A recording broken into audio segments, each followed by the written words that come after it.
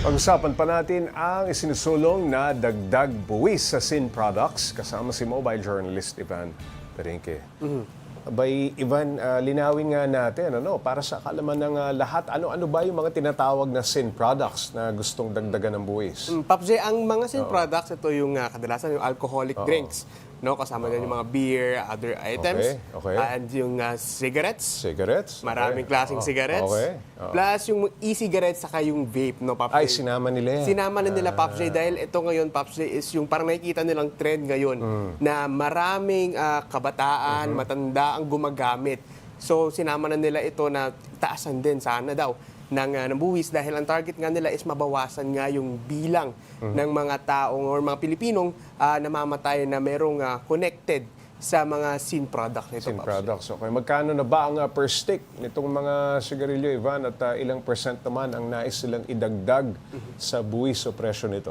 Pops J, noong 2019, I believe, nung na-implement yung 2019 na version nito is 45 pesos yung idinagdag na per kaha.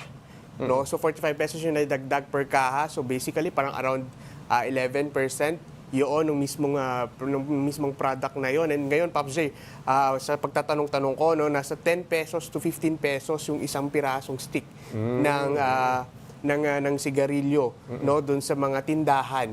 No, pero marami pa rin tumatangkilik. Pero marami pa rin, Pops J, na tumatangkilik nito kahit na itong 10 to 15 pesos mo, parang pamasahe na sa jeepney yan. Oo. No, pero sa kabila nga niya, talagang yung iba na mga talagang na-addict na or na humaling na. Dito nga sa pag-yosi, nahihirapan talagang bitawan dahil naging part na ito ng kanilang lifestyle, Pops J. Okay. Ivan, si Kuya Sunny na nakausap mo, ano raw ang ginagawa o iniisip niya para mapigilan ang sarili sa paninigarilyo? Pops J, unang-una talaga sa iniisip niya is yung health niya. Okay. No, dahil nga may edad na si Kuya Sunny, kwento niya nga sa akin, minsan talaga hinihingal na lang daw siya. No, so parang isa doon sa part na parang gusto niyang tanggalan, mabawasan, no, may balik yung kahit kondisyon nung kanyang katawan dahil medyo matagal na nga rin siya nagsisigarilyo, around 30 years na rin.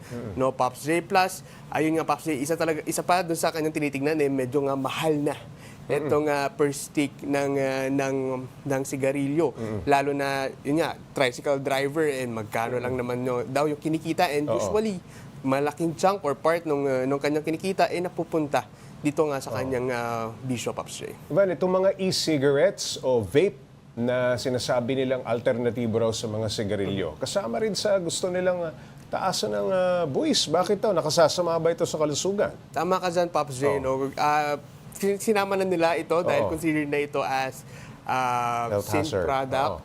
Dahil nga may mga nakukuha kasi silang studies na nagdudulot rin pa rin ito ng damage sa kalusugan, sa lungs. No, kahit nga yung iba sinasabi kasi mas safe daw ito compared doon sa sigarilyo, dinebunk yan ng ating pulmonologist na hindi pa rin safe yan. At talagang kailangan pa rin iwasan kasi yun nga, mga Pops J, ito kasi yung nagiging entry ngayon nung usong-uso kasi yan, Ivan, no? Parang lahat ng kanto may maabutan ka ng tao, Pops J, dahil medyo mabango. At yung iba, 24 hours pa, hindi nagsasara. Okay, anong hakbang na syntax collision para maipatupad agad yung kanilang inihirit na dagdag buwis dito sa mga syntax o mga sin products? Ngayon, Pops, kinakalampag nila ngayon ang DOH, dahil talagang kailangan nilang ipatigil nga dahil nga nakaka-alarm na raw yung daming tao nang namamatay dahil dito. So isa yon sa kanilang ginagawa, Pops. Plus, patuloy na rin daw yung kanilang pagbibigay ng education doon sa mga tao, nagbibigay sila ng mga studies, ng pag-aaral para ma-prove na ang pagyosi or pagkakaroon ng bisyo hindi naman nakakatulong sa buhay ng isang tao, Pops. Bagkus nakakadagdag pa sa gastusin. Maraming salamat, Mobile Journal Ivan Tarinque.